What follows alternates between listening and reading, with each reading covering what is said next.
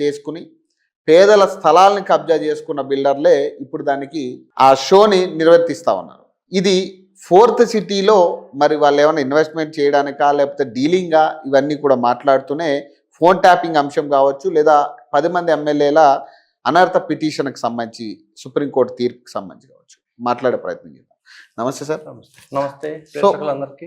So ప్రధానంగా అంటే మీకు ఏమనిపిస్తుంది సార్, ఇది క్రెడాయ్ హైదరాబాద్ ప్రాపర్టీ షో అనే అంశాన్ని ఈరోజు పెద్ద దాదాపు ఒక పేపర్లో సగం యాడ్ ఉంది దాంట్లో మొత్తం బిల్డర్లు అందరూ ఈ రామ్కీకి సంబంధించిన వాళ్ళు లేకపోతే ఇంకొకరు మొత్తం అందరూ కూడా పేదల ఇల్లు కబ్జా చేసి కట్టిన వాళ్ళే ఉన్నారు బిల్డర్లు అందరూ కూడా. ఈ ఏదైతే మీలాంటి వాళ్ళు ఈ చెరువులు కబ్జా చేస్తున్నారని వాదనలు వినిపించినా మాట్లాడినా అట్లాంటి బిల్డర్లు అందులో కనపడతా ఉన్నారు.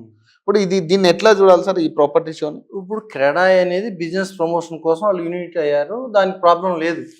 క్రెడాయ్ అని ఉండొచ్చు, ఇంకోటి ఉండొచ్చు. ఇది ప్రభుత్వం నుంచి కొన్ని ఇలా డిమాండ్స్ కోసం అదేదో ఒక ఏర్పడిన సంస్థ అనుకోవచ్చు.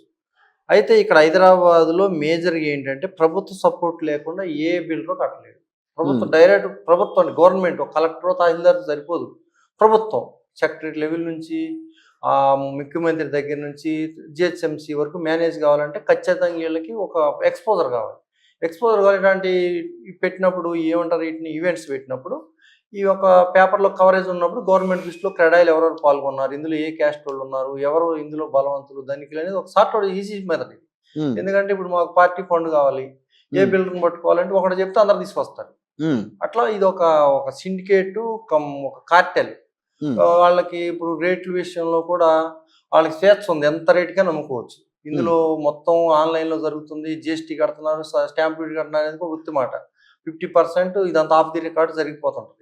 ఇక్కడ ల్యాండ్స్ విషయంకి వస్తే ఇవన్నీ జిహెచ్ఎంసీ పరిధిలో ఉన్నాయి, హెచ్ఎండి పరిధిలో ఉన్నటి మీద రెవెన్యూ యాక్ట్ 2008లోనే తీసేశారు. 3/2008 అని ఒక యాక్ట్ పెట్టారు.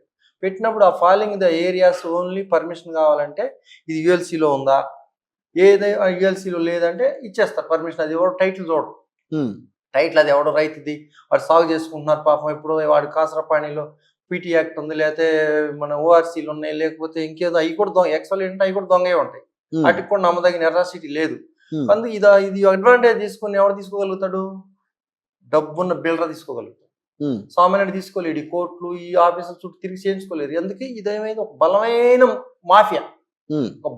మాఫియా, మామూలు ముఖ్యమంత్రిని కూడా భయపెట్టగలిగే అంత బలం ఉంటుంది వీళ్ళ దగ్గర.